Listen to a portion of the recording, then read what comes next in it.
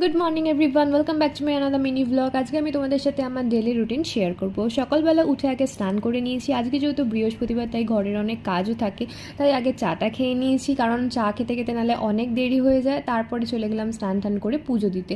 আজকে বৃহস্পতিবারের জন্য ঘট পাতলাম, তারপরে গাছে জল দিতে গিয়ে দেখি একটা সুন্দর জবা ফুল ফুটেছে, সেটা তুলে এনেও ঠাকুরকে দিয়ে দিলাম। তারপরে আমার স্টুডেন্টরা আসলো পড়তে, ওরা পড়ে চলে যাওয়ার পরে আমি এদিকে রান্না বসালাম। অ্যান্ড রান্না বসিয়ে এদিকে আমি একটু ব্রেকফাস্ট করব বলে দেখলাম আর কিছু ইচ্ছা করছে না, তাই কালকের একটু পায়েস ছিল ভোগের, সেটাই খেয়ে নিলাম।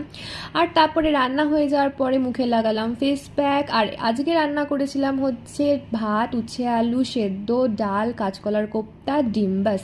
তারপরে একটু রেস্ট নিলাম, রেস্ট নিয়ে সন্ধেবেলা সন্ধে দিলাম, চা খেলাম, কিছু সবজি ছিল সেগুলোকে সব আলাদা করে ফ্রিজে রাখলাম। অ্যান্ড রাত্রিবেলা কৃষাণও নিয়ে এসেছিলো এই কন্টিনেন্টাল ডিনার। আজকের মিনি ব্লগটা এখানেই শেষ করলাম। ভালো লাগলে অবশ্যই লাইক করো, কমেন্ট করো, চ্যানেলটা কিন্তু সাবস্ক্রাইব করে দিও।